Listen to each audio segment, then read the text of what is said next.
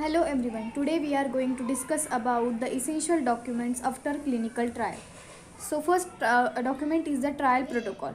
This is the comprehensive plan that outlines the objective, design, methodology, statistical consideration and procedure for the clinical trial. It serves as a blueprint for conducting the study and ensure consistency in implementation. Second one is the informed consent form. These documents provide detailed information about the trial to potential participants.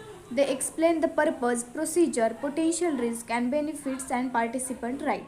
Participant must sign the ICF before enrolling in the trial. Next document is the case report form. CRF is used by investigator to collect the data on each participant during the trial.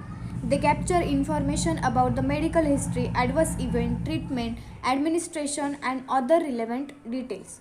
Next is the investigator brochure. This document provides comprehensive information about the investigational product, that is drug or device, being studied. It includes detail about its composition, pharmacology, toxicology and previous clinical trial results. Next document is a clinical study report.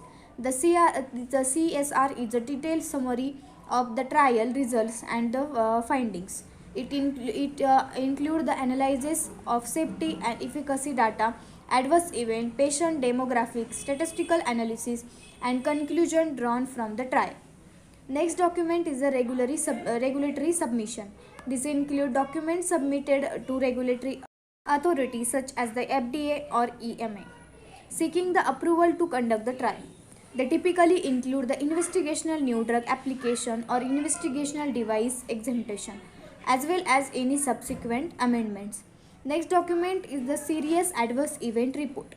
These reports document any unexpected or severe adverse event that occur during the trial.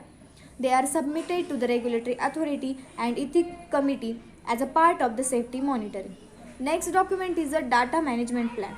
This outlines the how data will be collected, managed and analyzed during the trial. It includes the data validation procedure, data entry guidelines and quality control measures. Next document is a quality assurance and quality control document. This document ensures that the trial conducted in the accordance with the good clinical practices guideline. The detailed procedure for the site monitoring, auditing and quality control checks.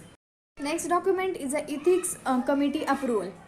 Documentation of approval from an ethical committee or institutional review board is essential to ensure that the trial is conducted ethically and in compliance with the relevant regulatory. Next document is a participant identification and enrollment log.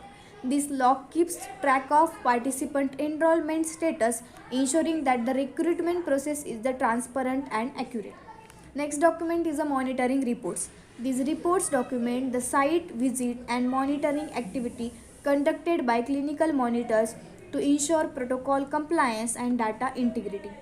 These documents collectively ensure transparency, accountability and data integrity throughout the clinical trial process. They play a critical role in the regulatory submission, publication result and future evaluation of the trial validity, credibility.